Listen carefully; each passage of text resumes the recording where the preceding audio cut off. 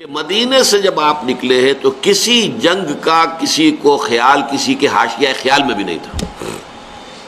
پیش نظر تھا اس قافلے کا راستہ روکنا کہ جو آ رہا تھا شام سے واپس ابو سفیان کی سرکردگی میں، جو جب جا رہا تھا تو حضور نے تعاقب کیا تھا لیکن وہ بچ کر نکل گیا تھا. اسی لیے کسی نے اہتمام نہیں کیا کہ وہ اسلحہ ساتھ لے. اندازہ تو کیجئے 313 افراد میں سے صرف 2 کے پاس تلواریں تھیں، اسلحہ بھی نہیں لیا. کیا کرنا؟ قافلے کو جا کر جو ہے روکنا ہے، قافلے کو لوٹنا ہے کہہ لیجیے. لہذا کو کثیر تعداد جو بھی گئی ہے وہ اسی خیال سے نکلی اور اس میں کوئی بری بات نہیں ہے. باطل سے گویا کہ جنگ تو پہلے دن سے شروع ہو گئی تھی. جیسے ہی حضور نے کہا لا الہ الا اللہ، آپ کے اوپر تشدد شروع ہو گیا، بات ختم ہو گئی. تصادم تو ہے، صرف یہ ہے کہ پہلے وہ تصادم ذہنی اور فکری سطح پر تھا صرف، یا وقت یک طرفہ تشدد تھا اس میں کہ مسلمانوں کو اجازت نہیں تھی جوابی کارروائی کرنے کی. اب یہ تصادم 2 طرفہ ہے، اینٹ کا جواب پتھر سے دینے کا موقع آ گیا، مرحلہ آ گیا. اور اس انقلاب کی تکمیل کے لیے انگریزی میں ایک لفظ آتا ہے پش. ایک تو PUSH پش، کسی چیز کو دھکا دینا، ایک ہے PUTCH. یہ پش جو ہے یہ ہے کسی بھی مہم میں پھر آخری حلہ بولنا. تو یہ پش جو ہے انقلابی جد و جہد کا فائنل پش جو ہے وہ ہے یہ آرم کانفلکٹ. اور اس کا بھی آغاز اس ایکٹیو ریزسٹنس کے نتیجے میں جو حضور نے 1 سال تک جاری رکھا، اس کے نتیجے میں یہ 1000 کی فوج نکلی. حضور جب اپنے 313 ساتھیوں کو لے کر تقریباً درمیان میں تھے مدینے اور بدر کے، وہاں حضور کو وحی کے ذریعے سے اللہ نے اطلاع دے دی کہ مکے سے ایک لشکر بھی چل چکا ہے، بڑا طاقتور لشکر. اور ساتھ ہی اے محمد صلی اللہ علیہ وسلم، ہمارا وعدہ ہے کہ ایک تو وہ جو اوپر سے قافلہ آ رہا ہے شمال سے، اور ایک جو جنوب سے آ رہا ہے لشکر، ان 2 میں سے ایک پر ہم ضرور مسلمانوں کو فتح دے دیں گے. یہ وحی جب حضور پر آ گئی اور آپ کو اطلاع مل گئی کہ مکے سے تو قریش کا ایک فوج نکل آئی ہے، مسلح، کیل کانٹے سے لیس، پوری تیاریوں کے ساتھ. اب آپ نے ایک مجلس سے مشاورت منعقد کی اور آپ نے مسلمانوں کے سامنے یہ مسئلہ رکھ دیا کہ دیکھو ہم نکلے تھے اس کام کے لیے، لیکن اب صورت اللہ تعالیٰ کی طرف سے یہ پیش آ گئی ہے.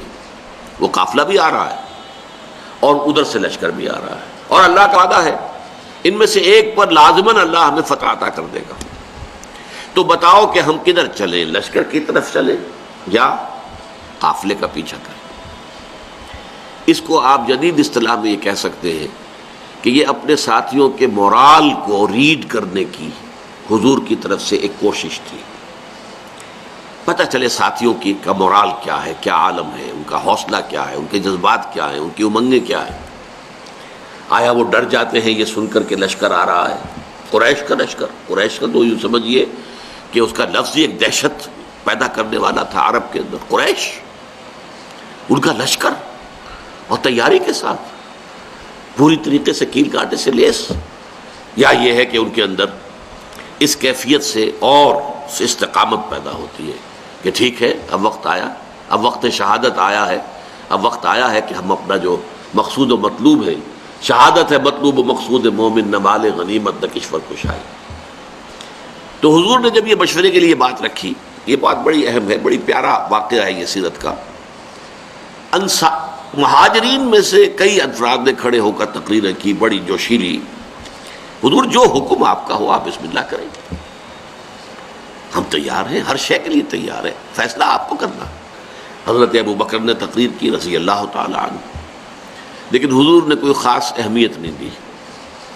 حضرت عمر نے تقریر کی، اب بھی حضور نے کوئی خاص اہمیت نہیں دی. فرمایا بھائی دو مشورہ دو، آپ لوگ مشورہ دیجئے.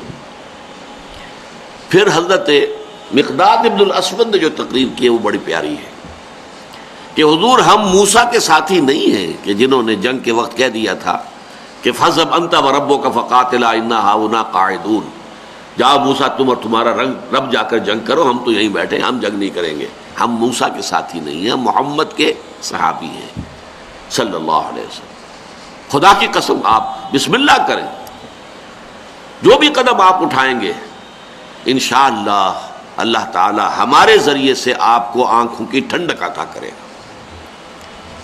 حضور ان کی بات کو بھی کوئی خاص اہمیت نہیں دے رہے، پھر فرما رہے ہیں اشیرونی، مجھے مشورہ دو بھائی۔ اب یہ بات جو ہے انصار کی سمجھ میں آ گئی کہ حضور کا روح سخن ہماری جانب ہے، کیونکہ انصار سے جو معاہدہ ہوا تھا بیعت عقبہ ثانیہ میں وہ یہ تھا کہ اگر مدینے پر حملہ ہوگا تو ہم آپ کی حفاظت کریں گے اپنے اہل و عیال کی طرح۔ ابھی مدینے پر حملہ نہیں ہوا تھا، بلکہ حضور آگے بڑھ کر نکل آئے ہیں مدینے سے، اور جنگ مدینے سے باہر ہو رہی ہے۔ تو گویا کہ اسٹرکٹ سینس میں انصار پابند نہیں تھے اپنے اس معاہدے کی روح سے کہ حضور کا ساتھ دیں، اور ظاہر بات ہے کہ اب جو سچویشن پیش آ گئی تھی صرف مہاجرین کی نفری کافی نہیں تھی، 80-85 مہاجرین تھے، باقی سب کے سب تو انصار تھے، ان میں 313 وہ کفایت نہیں کرتے تھی اس سچویشن جو اس وقت پیش آ گئی ہے۔ لہذا حضور بار بار کہے تو سمجھ گئے۔ حضرت سعد بن عبادہ کھڑے ہوئے رضی اللہ تعالی عنہ، بڑی پیاری تقریر ہے ان کی یہ، کأنک تعنینا یا رسول اللہ، اے اللہ کے رسول شاید آپ کا روح سخن ہماری جانب ہے، فإنا آمنا بک وصدقناک، تو ہم تو آپ پر ایمان لا چکے ہیں، وہ بیعت عقبہ والی بات کو آپ بھول جائیے۔ جب ہم ایمان لے آئے، اپنے آپ کو اللہ کا رسول اور نبی مانا ہے، تو ہمارے لیے آپشن کون سا ہے؟ We don't have any option.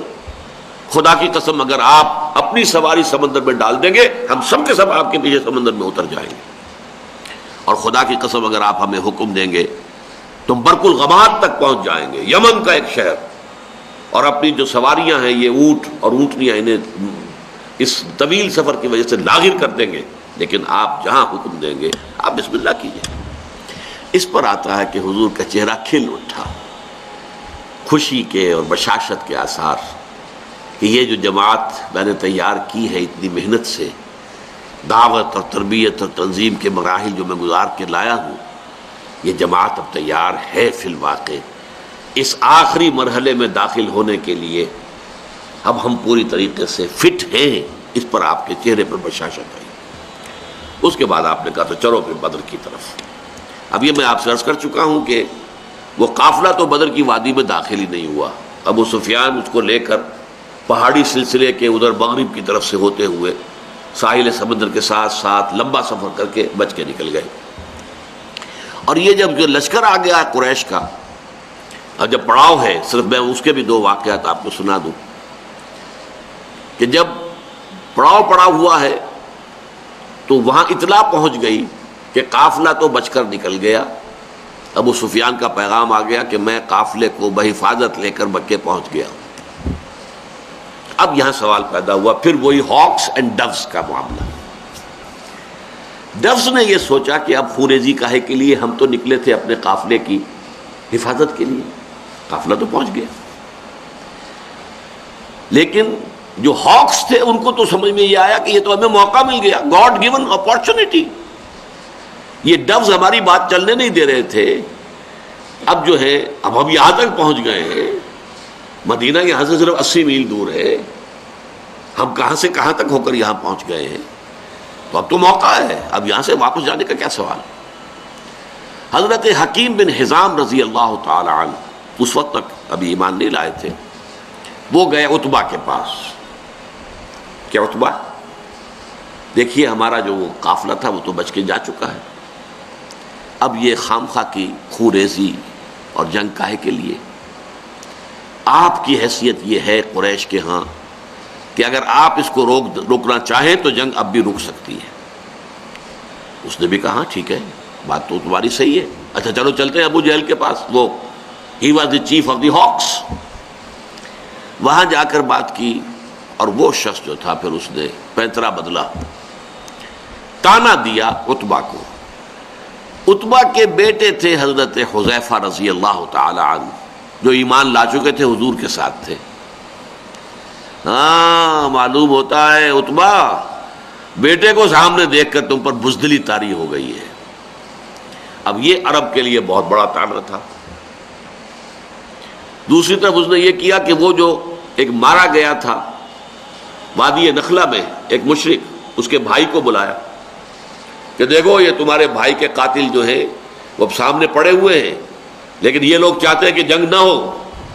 اس نے فوراً کپڑے پھاڑے، وہاں کا جو ان کا ایک قبائلی رواج تھا، چیخنا چلانا شروع کیا، اپنے اس مقتول بھائی کا نام لے کر کے اس کا انتقام، اس کا قصاص لے کر جائیں گے، وہاں سے نہیں جائیں گے واپس یہاں سے۔ عتبہ نے بھی اس طعنے کا جواب دیا کہ یہ صبح معلوم ہوگا کہ کون کاورڈ ہے، کون بزدل ہے۔ ظاہر بات ہے کہ عتبہ کو یہ بات کھا گئی، وہ چونکہ نسبتاً شریف النفس لوگوں میں سے تھا، یعنی عمر کے اعتبار سے بھی بزرگ، ویسے بھی تباہیں ہیں ہر ایک کی، جیسے کہ وہ شعر ہے کہ نہ ہر زن زنست و نہ ہر مرد مرد، خدا پنج انگوش یکساں نہ کر۔ نہ اہل ایمان میں سے سب ایک درجے کے تھے، برابر کے تھے، نہ کفار میں سب ایک درجے کے تھے۔ کافروں میں انتہائی سخت معاند بھی تھے، اور کافروں میں وہ شخص بھی تھا جنہوں نے حضور کو پناہ دی تھی، جبکہ آپ طائف سے آئے ہیں مایوس لوٹ کر، وہ بھی کافر ہی تھا، مشرک تھا۔ اور ظاہر بات ہے کہ ابو طالب بھی تو کفر ہی کی حالت میں دنیا سے گئے ہیں، لیکن حضور کی مدد کرتے رہے، آپ کو سہارا دیتے رہے۔ تو ہر طرح کے لوگ ہوتے ہیں، تو عتبہ در حقیقت ان میں سے شریف النفس لوگوں میں سے تھا، لیکن شریف آدمی کو پھر یہ تانا بھی کھا جاتا ہے بری طرح۔ تو اس نے کہا اچھا یہ تو کل صبح پھر فیصلہ ہوگا کہ بزدل کون ہے۔ نتیجہ یہ ہوا ہے کہ پھر اگلے دن سب سے پہلے عتبہ میدان میں آیا۔ یہ اس تانے کا نتیجہ، اپنے بھائی شیبہ بن ربیعہ کو بھی ساتھ لیا، اپنے بیٹے ولید بن عتبہ، حضرت حذیفہ کا چھوٹا بھائی۔ اب بڑا بھائی حضور کے ساتھ ہے، چھوٹا بھائی یہاں مقابلے میں آیا۔ یہ نکلے جیسے کہ پرانے زمانے میں رواج تھا، مبارزت، چیلنج کیا، آئے کوئی ہمارے مقابلے میں۔ ادھر سے 3 انصاری صحابی نکلے، انہوں نے پوچھا کون ہے آپ لوگ، ڈسکلوز یور آئیڈینٹی۔ انہوں نے بتایا ہم انصار میں سے ہیں۔ کہ نہیں نہیں، تم سے ہم جنگ کرنے آئے ہی نہیں ہیں، ہماری شان سے فروتر ہے کہ ہم یہ کاشتکاروں سے جنگ کریں۔ تانا دیا کہ مدینے کے لوگ تو کاشتکار لوگ ہیں، ہمارے مد مقابل بھیجو محمد صلی اللہ علیہ وسلم جو ہمارے قابل کے ہو۔ حضور نے ان تینوں کو اشارہ کیا واپس آ جاؤ۔ اب حضرت حذیفہ نکلنے لگے باپ کے مقابلے کے لیے، حضور نے روک دیا۔ حضور کی شفقت و رحمت نے اسے گوارا نہ کیا کہ باپ بیٹے کے مقابلے میں آئے اور بیٹا باپ کے مقابلے میں آئے۔ لیکن پھر بہرحال 3 نکلے، حضرت حمزہ عتبہ کے مد مقابل، حضرت علی اور حضرت حارثہ ابن عبد المطلب۔ آپ یہ بن مطلب، عبد المطلب نہیں، یہ 3 قرشی نکلے۔ ہاں انہوں نے جب بتایا کہ ہاں ٹھیک ہے اب ہمارے مقابلہ جو ہے برابر کی چوٹ کا ہے۔ بہرحال نتیجہ کیا نکلا کہ تینوں کو واصل جہنم کیا، اگرچہ حضرت حارثہ جو تھے وہ بھی زخمی ہو گئے، تلوار کا وار ان کی ٹانگ پر پڑا، ٹانگ کٹ گئی تو گر گئے، لیکن پھر جس سے مقابلہ ہو رہا تھا حضرت علی نے اس کو بھی واصل جہنم کیا۔ یہ جو ہیں جو زخمی ہو گئے تھے، یہ واپس جاتے ہوئے جبکہ بدر سے جا رہے تھے حضور فتح مند ہو کر مدینے کی طرف، تو درمیان میں ان کا انتقال ہو گیا۔ تو ان کے سمیت 14 صحابہ جو ہیں شہید ہوئے، جبکہ 70 قرشی کھیت رہے، واصل جہنم ہوئے۔ اور ان 14 میں سے کوئی بھی نمایاں شخص نہیں تھا بہت بڑا، اور وہ سارے کے سارے چوٹی کے لوگ تھے، تمام سرداران قریش، اور 70 کو قیدی بنا لیا۔ تو یہ گویا کہ اللہ تعالیٰ نے پھر اس کو سورہ انفال میں یوم الفرقان قرار دیا، یعنی ابو جہل کی بات کو الٹ کر کہ جو اس نے کہا تھا یہ یوم الفرقان ہوگا، واقعی یہ یوم الفرقان ثابت ہو گیا۔ اللہ کی مدد آئی، فرشتے بھی آئے، اس کی تفاصیل میں نہیں جا رہا، وہ آپ کتابوں میں پڑھ لیں گے۔ میں صرف اس کو واضح کرنا چاہتا تھا کہ غزوہ بدر کے بارے میں یہ خیال کہ یہ صرف ڈیفنس کے لیے تھا، یہ بات جو ہے ذہنوں سے نکال دیجئے۔ اس پروسیس آف ریولوشن کے حوالے سے یہ اصل میں ایکٹیو ریزسٹنس کا منطقی نتیجہ، آرم کانفلکٹ، اور اس ایکٹیو ریزسٹنس کو انیشیٹ کیا ہے محمد الرسول اللہ صلی اللہ علیہ وسلم نے۔ ابتدا آپ کی طرف سے ہوئی ہے، آپ نے چھاپا مار دستے بھیجنے شروع کیے، آپ نے ان کا اکنامک بلاکیٹ کیا، آپ نے ان کی پولیٹیکل آئسولیشن کی شکل اختیار کی، جس کے نتیجے میں میں اس کو تعبیر کیا کرتا ہوں کہ سانپ بل میں سے نکل آیا۔ سانپ کو مارنا ہو تو کیا کریں گے؟ تو بل میں گھسا ہوا ہے، تو آپ کو معلوم ہے نا، کوئی بین وین بجاتے ہیں کچھ تاکہ وہ کوئی باہر نکل آئے۔ اب پتہ نہیں وہ بین سے کچھ واقعی کوئی اثر ہوتا ہے یا نہیں ہوتا ہے، لیکن جو عام میں تو آپ کو سمجھانے کے لیے کہہ رہا ہوں۔